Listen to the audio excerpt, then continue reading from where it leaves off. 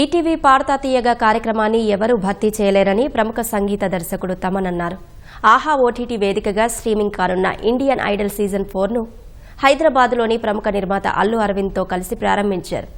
త్వరలోనే తన తల్లి పేరుతో గుంటూరులో వృద్ధాశ్రమాన్ని నిర్మిస్తున్నట్లు తమన్ వెల్లడించారు. అంటే మనం అంతా చాలా వింటేజ్ షోగా ఫీల్ అవుతాం.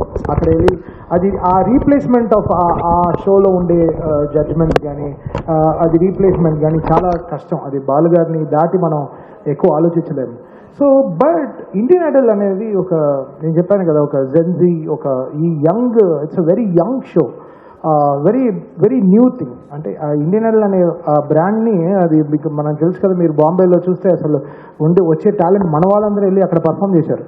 So this is what we want to bring. We want to bring the young, very young people to this thing. So the fourth season is extremely exciting, and the talent ni we are extremely excited and we are feeling very grateful about it. So na mother pair paina I want to start an old age home.